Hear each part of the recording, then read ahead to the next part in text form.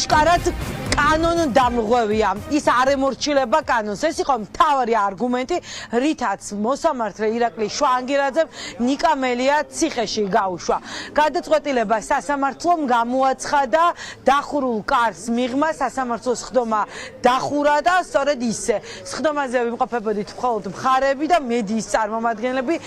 სასამართლოს ხდომაზე მოსამართლის გადაწყვეტილება არ მოусმენია ბრალდებულ ნიკა მელიას, ის გააძევა შვანგირაძემ სხდომათა დარბაზიდან და შემდეგ იძულებული გახდა ეთქვა, რომ ნიკა მელიას მონათხრობის შემდეგ, სადაც ის გატაცების დეტალებთან დაკავშირებით საუბრობდა, მიმართავს პროკურატურას, რომ გამოძიება დაიწყოს. Alta poziციების მოსვლის და საქმის მასალების გაცნობის შედეგად სასამართლომ მიიჩნია, რომ კიდევ ოთხის გადახდა ნიკა მელიას მხრიდან არ გადახდა უბრალოდ მოხდა მიზანმიმართვა. კიდევ გადახდა დეკლარირებული გამოცულია ბრალდებს იმ სექტორთან დაკავშირებით ქალაქის პატრიოტებას, რაც დასახარე მიუხედავ ბოლო 3 საათი დროს შეგუება თავისუფლება და ამის გამო შეიძლება რომ გადაიხადა თელი 20 საათი კონდა სასწავლო გადახდის გადაიხადა. ამ შემთხვევაში მოსახლეობის ამოძრავი კომუნიკაცია შესაძლებელია თავად მესამე პირების მხრიდანაც და არა მხოლოდ ბრალდების მხრიდან. გარდა ამისა, სასამართლო პროკურორობაში იღებს ბრალდების ქცევას, რომელიც არის აშკარად არაკანონმორჩილი, რაც გადასულებდეს ეროვნულ სასამართლოს ხომაზე მისიქცევი, არა მხოლოდ ბოლო ეპიზოდიდან, არამედ მანამდეც, როცა გამოხატავდა აგრესიას.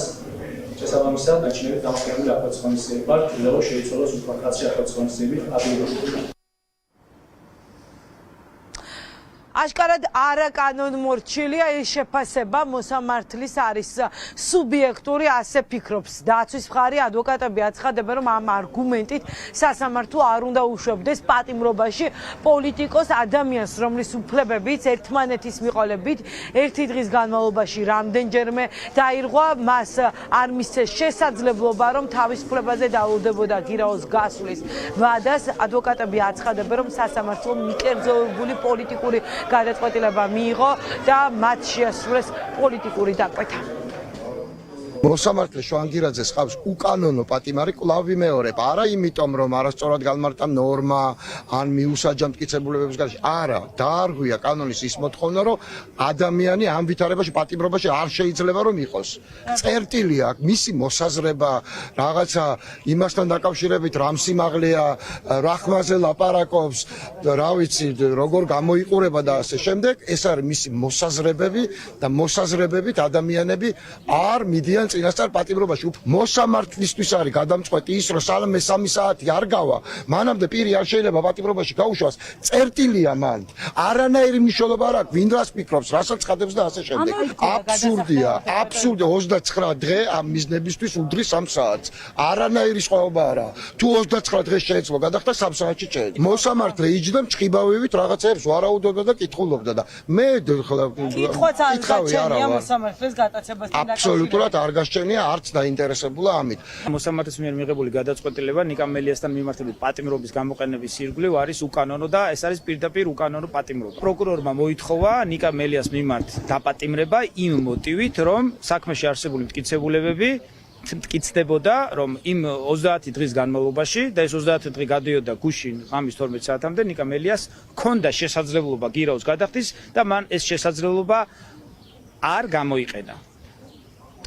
ჩვენ დავამტკიცეთ სასამართლო პროცესზე, რომ ნიკა მელიას აღნიშნული შესაძლებლობა არ ჰქონდა, განსაკუთრებით ბოლო რამოდენიმე საათის განმავლობაში, სურვილის არსებობის შემთხვევაში, რომ გადაეხადა გირაო. იგი იყო დაკავებული, გატაცებული და სურვილის არსებობის შემთხვევაშიც კი გირაოს გადახდის საუბრობ, მას აღნიშნული მოუსპო მასთან მიმართებით ჩატარებულმა უკანონო ოპერაცია.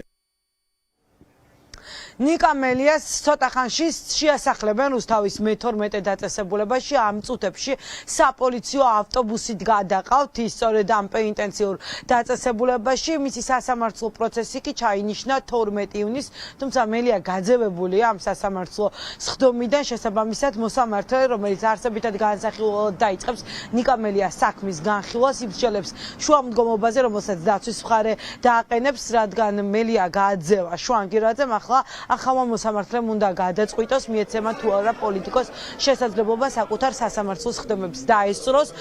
ბუნებრივია, მისთვის მნიშვნელოვანი იქნება პროცესზე მონაწილეობა, პროცესზე მოვიდეს, მიმართოს საზოგადოებას, რადგან ის გამოკეტილი იქნება რუსთავის მე-12 დაწესებულებაში მინიმუმ რამდენიმე თვით, ვიდრე არ დასრულდება თია წულუკიანის კომისიაზე გამოუცხადებლობის გამო საქმის განხილვა. ნიკა მელი არ არის პირველი პოლიტიკოსი, ვინც ამ მუხლით ყავს დაპატიმრებული ოლიგარქის რეჟიმს, პირველად ირაკლი ოქრუაშვილს დაადეს ხელბორკილები, შემდეგ ზურა ჯაფარიძეს, დღეს ნიკა მელიას და მომდევნო 10 დღის განმავლობაში მათ გზას გაივლის ნიკა გვარამიაც, რადგან ისიც არ აპირებს გირაოს გადახდას.